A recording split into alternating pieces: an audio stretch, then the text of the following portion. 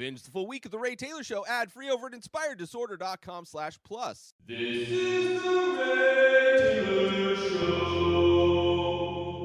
Welcome to The Ray Taylor Show, where I bring you the reviews on the latest movies and TV shows, as well as classic and foreign films. I'm your host, Ray Taylor, and on this podcast, I'll be talking about all things film and television. Whether you're looking for a new show to binge or want to know if that blockbuster is worth the trip to the theater, or just want to hear my thoughts on a classic or foreign film, I've got you covered. So join me every Monday, Wednesday, and Friday for new episodes, and let's dive into the world of film and television together. In this episode, I am talking about the movie that came out this year, 2023, entitled Missing. It's directed by Nicholas D. Johnson and Will Merrick. This is written by Will Merrick, Nicholas D. Johnson, Sev Ohanian, and Aneesh Chaganty. This stars Nia Long, Storm Reid, and Leung. And this is a movie that is by the same people that made the movie Searching. This is a screenlife movie where the entire film takes place on the screens of devices like computers, smartphones, smartwatches, so on and so forth. The devices that we use, it is as if those devices were screen captured and the story is told from the perspective of those screens. So very interesting way. The film Searching, same thing as this movie Missing. But in this movie, after her mother goes missing, a young woman tries to find her from home using tools available to her online. Like I said, I was a fan of Searching. I thought it was, a very interesting concept. It's the same people that did the marketing campaign for Google back in the day, where it was showing you the life of somebody as searched through Google and just the memories that are compiled by using Google. So using that same idea for that marketing campaign, they decided to create a movie because it's a very unique way of telling a story. Searching did it, and now this movie does it. And the term is called screenlife. So I was interested to see how they would tell another story in that same way, in that same style. And I was surprised at how well this movie sucked me in. It did take a while for this movie to for me to get hooked on this movie. The beginning, definitely, I almost felt like they were just making another Searching.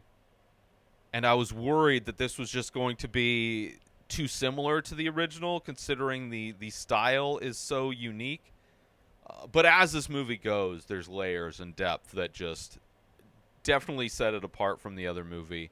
Definitely made me want to go back and rewatch the first movie just to see how they changed the storytelling within using that style.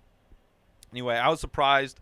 This movie sucked me in, and like I said, thought it was the first movie Searching. It's mostly just like a missing person movie, and this person using the tools available to them on their computer to find a missing person. I believe. It's been a while since I watched that movie, but I believe it's pretty much a straightforward missing person type movie. And this one starts out similarly, so there was that kind of hesitation and worry, but as it goes, you find that there's layers. As the layers strip away, as the twists reveal themselves in this movie, you realize that there's depths, and the mystery involved is what really sucks you in. So it's a good mystery, and because of that, because I felt it was so different, and they took the next step as far as what you can do with this type of storytelling, I would highly recommend checking it out, especially if you're a fan of like mysteries, or even like if you're a fan of like true crime. Not that this is a true crime thing, but it is very similar to what true crime people do. Most of their investigating is done online using the tools that are available to people, just available to normal people, right? Outside of law enforcement, outside of those kinds of systems that we have to find people. There's so many just companies that give you access to things through the internet. So if you're into any kind of mysteries, true crime, any of that stuff, I would say I highly recommend this movie. Absolutely. And if you're a fan or interested in this kind of screen life way of telling a story, right? If just the concept of that sounds interesting, I would highly recommend it, because the way it's used, it is amazing how just the simple act of watching a cursor move across the desktop of a computer and how that helps to tell the story and how that reveals information and what section of the story you happen to be looking at any given time.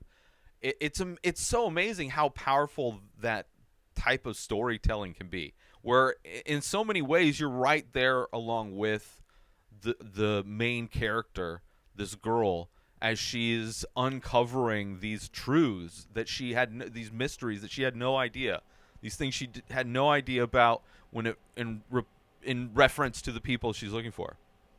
So I will get into spoilers eventually at the end of this episode, but I'll start with non-spoilers as I do at the beginning of all of these episodes. And like I said, very unique way of telling a story, and instantly relatable in that way, because we're all at this point. I mean, I'm 42. I got my first computer late in high school. But for the most part, I spent 20 plus years on computers, seen the evolution of computer. I've seen the evolution of services that are available to me, to everybody with these devices, seeing the proliferation of smartphones and tablets, social media, cameras, all these kind of home devices that are hooked up to the internet, all of these things that have come about within my lifetime, within half of my lifetime, and to see how all those things are integrated in a way through the internet, how much access that gives everyday people to do a lot of investigation. And a lot of this investigation happens in another country, right? So how you can investigate how this character is investigating this mystery, like nowhere near the location, right? Where I think the first movie was more about searching for somebody who is in the United States, I believe. But this one's adds that international, and how they get around certain things, super interesting, right? And it's a story that you could only tell today. Like, it would be impossible to do this. I mean, maybe 10 years ago, which I think maybe the first one came out almost 10 years ago. But, like, you couldn't do this in the 80s. You couldn't do a story like this in the 80s, even though there were computers, but you're not going to be able to do this kind of story. Like, this is a story that could only be told with today's technology. And knowing today's technology, it's not like some sci-fi thing where you're seeing, like which is crazy that kind of does exist, how in so many movies in the past, technology, if you had a really shitty photo, you can have it enhance the photo, right? So all of a sudden a pixelated like license plate, you can clearly see the numbers. With AI now, you can kind of do that, which is kind of insane that has brought what was once science fiction into science reality. But, this movie's not doing or using technology that doesn't exist. It doesn't invent technology for the story to work. And I think that's very specific to the reality we're living in today. So very interesting, very relatable, because we're all used to these devices. And the idea, just the missing person idea, and also culturally the obsessions culturally many people have with true crime, with unsolved murders, with trying to solve murders.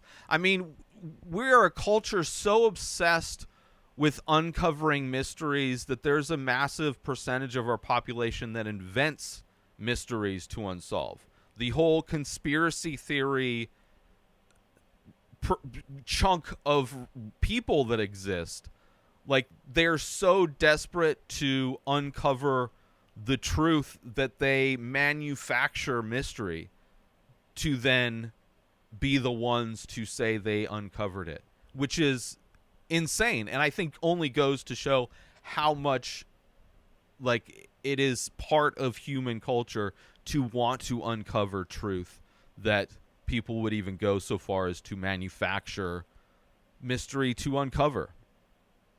So I think a lot of the aspects of this movie tap in and make it very relatable, very, like, easy to connect with and understand. And the basic idea is this daughter who's looking for her mom and her boyfriend who went on a vacation, but then when they were supposed to return home, never show up. And then this daughter's like, okay, what happened to my mom? Right?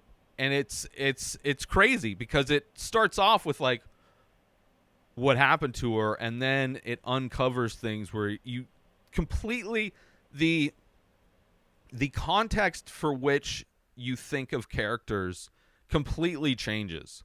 The everything gets recontextualized multiple times as she uncovers new information, that's the aspect of this movie that I found sets it apart from the Searching movie, where I think that one was more straightforward. This one, so many times, your opinion of a character and your ideas of who a character is and what their intentions are and what happened to them changes so drastically that, like, it's surprising that they're able to pull it off. That it could have turned into a situation where if they didn't set it up or tie things together at the end correctly, it would have felt like they were just doing a twist to do a twist. So I enjoyed all that stuff. And you get to see a lot of devices in this that you don't necessarily see. Most of the time you're, like, watching the screen capture of a laptop. But because we have so many devices, sometimes we are seeing it through the phone screens, what the phone screen is capturing. Sometimes we see it from the smart watch. And all that stuff, super interesting. Let's take a quick break from this episode to talk about Attention all Ray Taylor Show fans! We're excited to announce we've just released a line of exclusive merchandise featuring original artwork inspired by the show. Our high-quality shirts and biodegradable phone cases are a perfect way to show your support for the show and make a great gift for any fan. Plus, with each purchase, you'll be helping us continue to bring you great content. So don't wait. Head on over to inspireddisorder.com now and check out the full collection. Thanks for listening, and we hope you'll show your support by grabbing some Ray Taylor Show merchandise today. And now, let's get back to the show. And the mystery utilizes all the tools that exist in a great way. Super creative way of using all the tools that are available, whether it's like home security cameras that can be accessed remotely, doorbell cameras. We all have Ring cameras at this point. The services like TaskRabbit, where you can hire people to do random tasks. There was a thing recently where AI hired a TaskRabbit person to solve a CAPTCHA for them. So it's like, we have this integration of technology and humans in a way where technology can access humans to do things for it. And this isn't a movie about technology taking over. AI doesn't. This is not like one of those kinds of movies. This is like, aside from the means at which the investigation takes place, everything else is mostly straightforward, like missing person mystery type of a movie. So, which so many other movies who that may try and do this would probably add in, and maybe in future movies they will do that as AI is becoming more common and more widely spread and widely used and being integrated in so many things. I can see how AI could possibly be more of an antagonist or self-aware in future versions, future movies that these people put together. But in this one, it's not a thing, which could easily be, like, it would be the lazy way to explain twists if it was just like, oh, the AI is self-aware. But it's not. That's not how it is. This movie also, how the ability for people to hack into accounts and how easy it can be for some people to log in, how people's passwords are, people using the same passwords for multiple things. So if somebody can get your password for one thing, their ability to find your password for other things is that much easier. And even the idea of these softwares and features and things that supposedly keep you hidden online, like using VPNs, using chat software that allows you to, like, that encrypts your conversations and things like that, and how if you can just log into somebody's account, all of that encryption is meaningless, right? It allows somebody from not being able to see your conversations from the outside, but if somebody's able to log into your account, how kind of pointless a lot of those things are, and how it is in so many ways more of an illusion of anonymity that exists, similar to like what I think we're finding out with Bitcoin in a lot of ways, where Bitcoin was assumed to be very anonymous and people early on were using it for nefarious means, laundering money and whatnot, and it's gotten to a point where it's not at all. They figured out a way to just find out who's doing what transactions. So you're seeing people getting busted pretty regularly these days for illegal things they were using Bitcoin to do. And for those that aren't aware, that's a true thing. So all of those things, I think, kind of come together in this movie.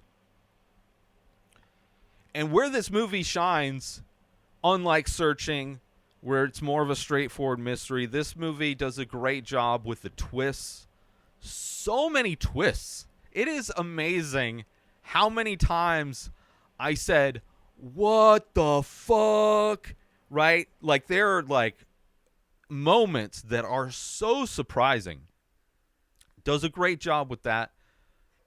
As the main character that we're following along with, who is what's her name? She's from Euphoria, and I think she was also in The Last of Us. Her name being Storm Reid, who plays June, is the character searching for her mom. As she uncovers information, it's like so many. It's like, oh my god, so that's what's really happens. Like, and it also only brings up more questions. Like, well, why is that? Why? How is that the situation? Why is that the situation? All of those things, as the layers are being pulled back, recontextualizes so many things. Characters' motivations change. Characters themselves change. What we thought the story was about changes. Each time it does this, like, which happens multiple times in this movie, the more I was sucked in. There's a handful of twists, and each time it just got me more and more sucked in. And also got me a little bit worried that by the end it wouldn't wrap everything up in a way that was satisfying, but it did. It did, and I think it succeeds at that. I think it's a great, fun movie, and I want to talk about spoilers. So if you don't want to be spoiled on this movie, go check this movie out. I want to say I saw it on Netflix, but it is out on streaming on one of the popular streaming platforms. I'm almost positive it was Netflix, though. So check it out. And also, if you like it, check out Searching. If that idea, and I actually want to check out Searching again. I think it was one of the early reviews I did on the Ray Taylor Show. So maybe I'll do a rewatch and do another review on that, since, I've changed. I've grown as somebody who reviews movies, but I do want to get into spoilers. So, spoilers starting now. This movie starts with this character editing an old home video and cutting a clip out of like this special moment and you don't know who the character is that's editing it. I think I assumed it was the girl, the daughter, but it could also have been the mom. I'm pretty sure it was the daughter. But cutting out this like sweet memory she had with her dad. And by the folders that are on the desktop as she moves the clip onto the desktop, and just kind of the idea of you're hearing these like voicemails that people leave, how they're like understanding that they would want to relocate and ask, like very like sympathetic to these people that are making a big life change, moving to another state. It feels like the dad died of cancer and they are relocating to just start a new life, start fresh. And that's kind of where we're at with this girl who's being raised by her mom, who is alone, but dating this new guy, right? So that's kind of where we start. And all of that is changed. All of that, every single bit of that is not true, is set up perfectly. We see those exact same scenes later on, and they have completely new meaning at the end, right? Why they're moving to LA, if you kept watching that clip, which we find out, there's an aspect where I was like, oh, but she just didn't watch the full clip. If she'd watched the full clip, she would know this stuff about her dad. But like all of that stuff recontextualized in the best way.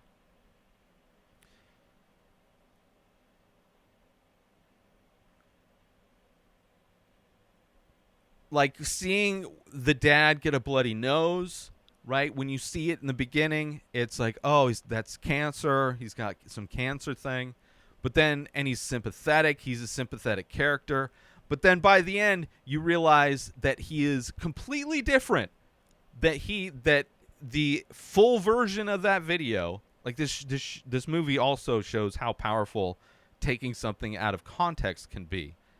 Because in what we see, based on what we see at the beginning, he's a sympathetic character. We assume he's got cancer or something like that, and that he died.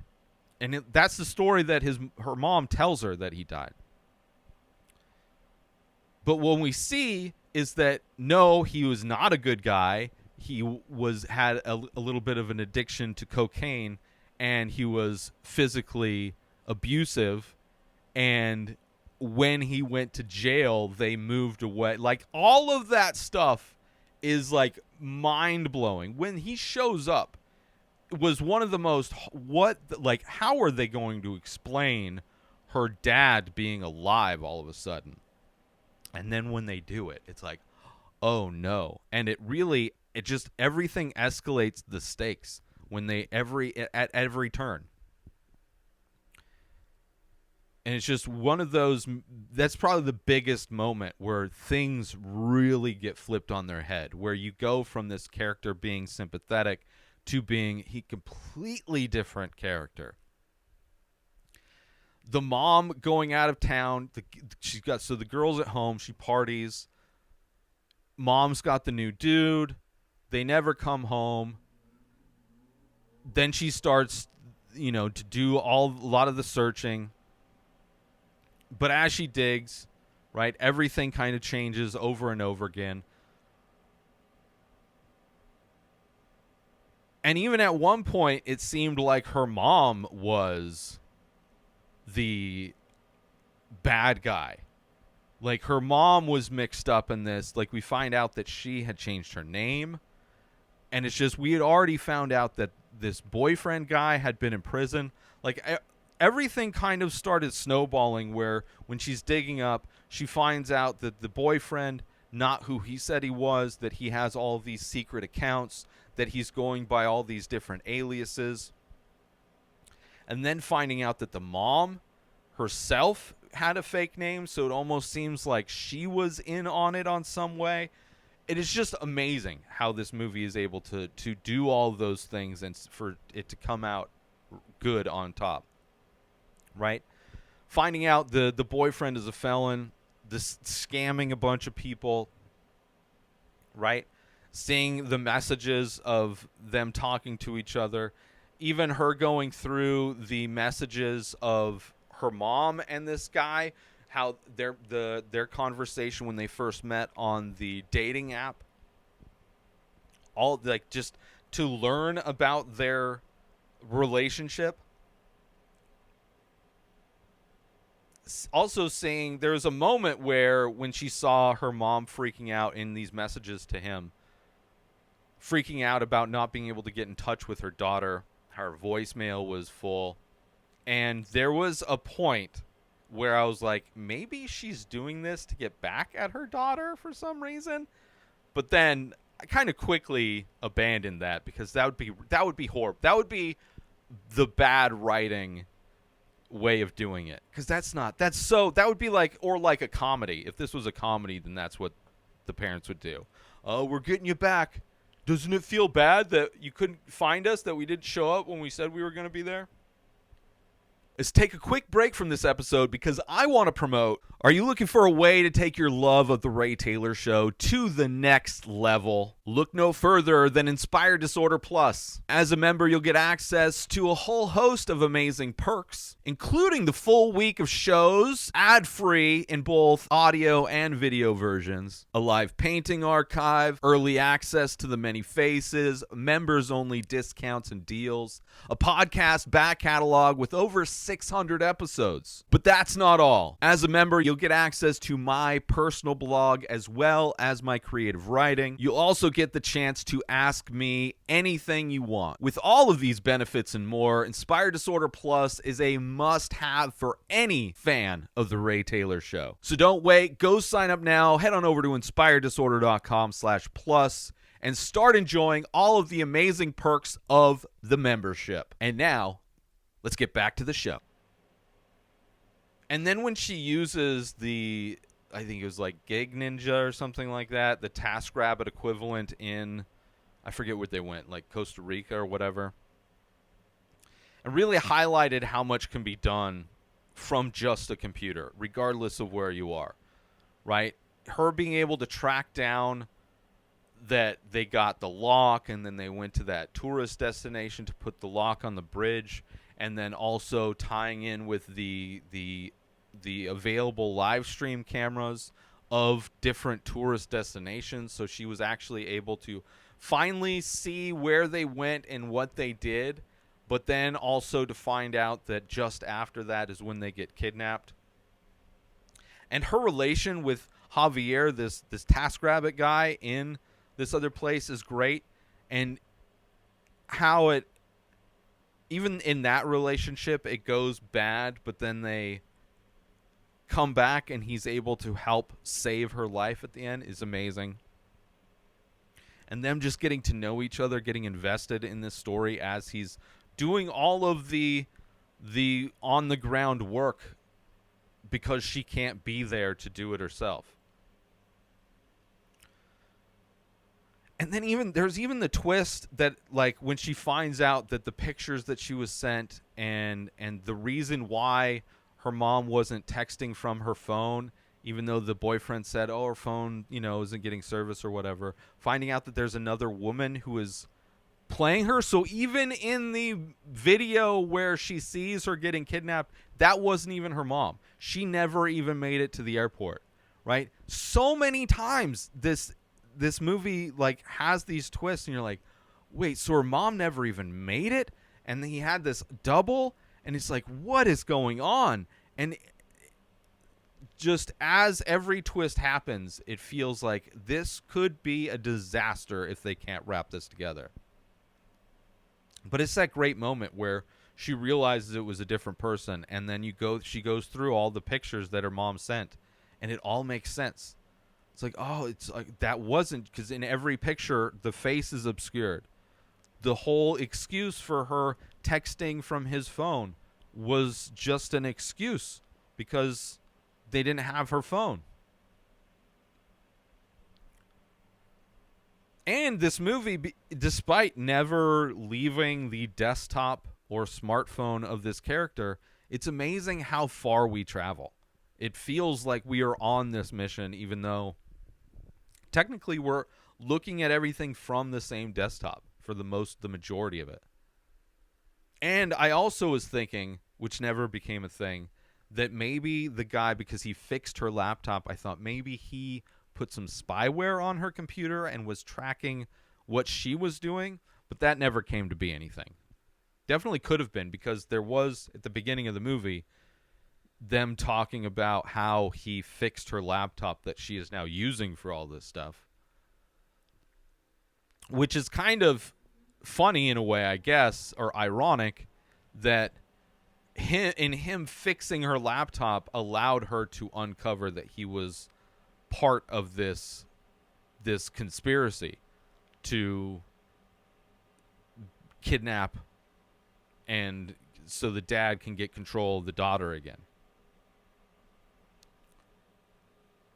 And it's crazy how when the twist of the mom having a different name comes out, when that information comes out and gets public, how like everybody has a theory.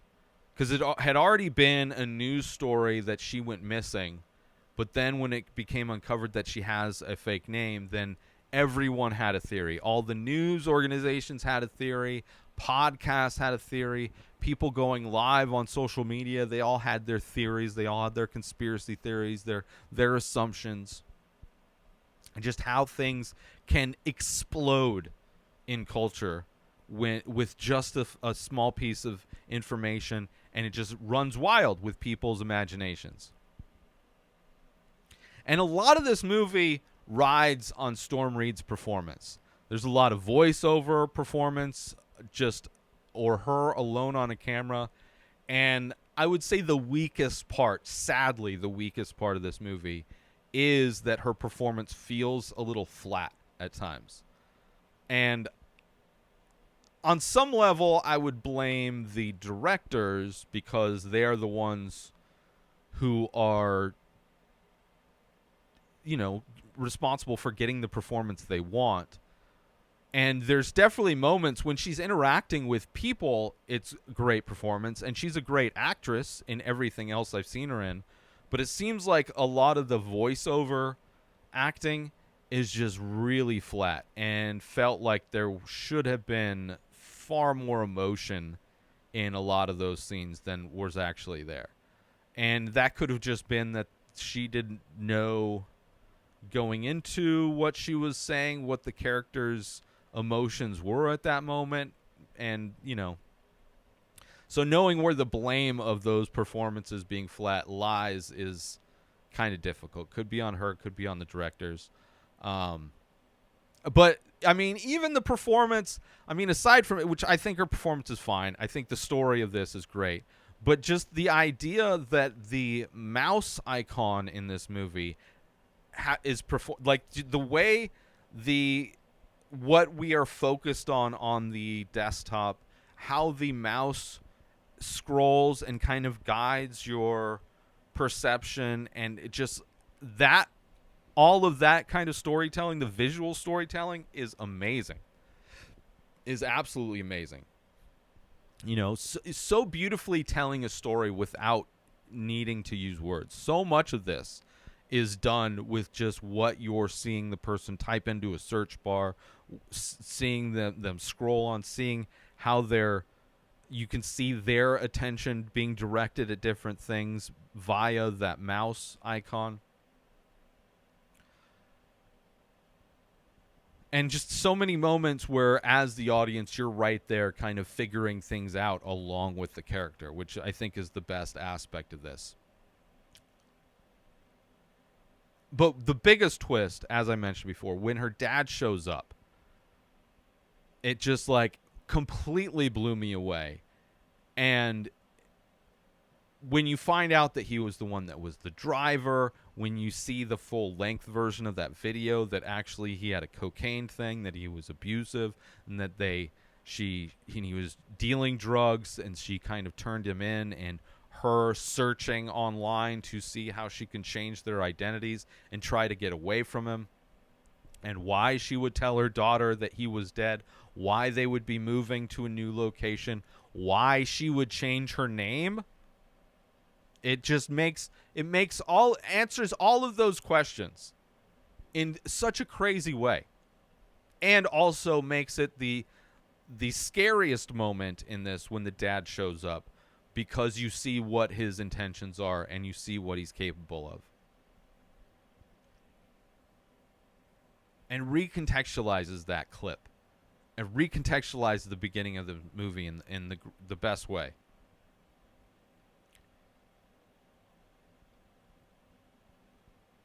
And also, aside from the sometimes flat performance of Storm Reid, they evoke the name of Apple's devices. The way if I wanted to talk to my tablet or my phone, you would say, "Hey, this name." But the thing is, which I have all Apple devices, so as I'm watching this movie, every time the character says, "Hey," SIRI, I don't want to say it because it'll actually set off my devices. And while I'm watching this, it was setting off my devices. And there's a moment at the end of this movie when she uses SIRI, "Hey, SIRI, call the police." I got up and ran to my tablet so fast to make sure that it wasn't calling the police in that moment. Thankfully, it wasn't. But, I wouldn't be surprised if people watching this movie, that is one thing I will say, if you are watching this movie, make sure your devices aren't, and if you have Apple devices specifically, make sure that they're not actually calling the police as the characters are trying to get, which in the movie is a brilliant thing, where she's on a security camera, but she knows that her phone is still sitting by her computer at home, and she knows that the audio from the camera is picking up, so she knows she can talk to her phone in that way, which is brilliant, how she's able to get the police there to save them. Brilliant. But at the same time, I was like, holy shit, what happens?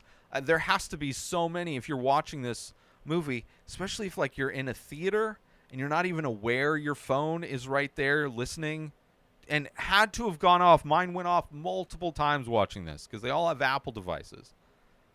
That was the one thing that was a little frustrating, which is frustrating in anything, any movie or TV show where they're talking to devices, and I don't have the other devices. I don't have Amazon products or Google products. And with Apple products, I only really have one device that I use that for, usually to play and pause podcasts when I'm doing stuff around the studio. But yeah, I was worried that my tablet was going to call the police. But overall, a great mystery, tons of twists, not just a missing persons movie, becomes so much more. Like I said, the only two issues, Storm Reid's performance at times in the voiceover is a little flat. And then, also, aside from the other thing, to see her laptop always has the FaceTime app open. So in the desktop, she's able to see herself. So we're able to see her and other people when they come over and interact, which nobody would have that open the whole time. Other than that, no real problems with it at all. The way it uses all of the technology, very plausible. I loved it. I wonder how many of these movies can really be made with this style before it stops working, or before it kind of loses. It's a gimmick. It is 100% a gimmick. But I would like to see more of this gimmick. I would love to see other genres too. It would be interesting to see how they could potentially do other genres of this. Which I think they could definitely do, dramas for sure. Maybe comedies. I don't know. I would be interested because the two movies so far are very similar in a lot of ways. But I don't know. It would be interesting to see the lifespan of this style, this screen life style. But I was pleasantly surprised. A movie that just gets better and gets better as you go along. But I want to thank you all for tuning into this episode of The Ray Taylor Show. I hope you enjoyed my thoughts on Missing. Don't forget to tune in every Monday, Wednesday, and Friday for new episodes of reviews of movies and TV shows. And join the conversation by leaving a comment or rating on your favorite podcast platform or over on youtube.com/Inspired Disorder. Until next time, enjoy the show. New episodes of The Ray Taylor Show come out every single day. Subscribe on YouTube and everywhere our podcasts are found. Binge the full week over at inspireddisorder.com/plus. Buy Ray Taylor Show merch over at inspireddisorder.com. Have a wonderful day, everybody. Peace out!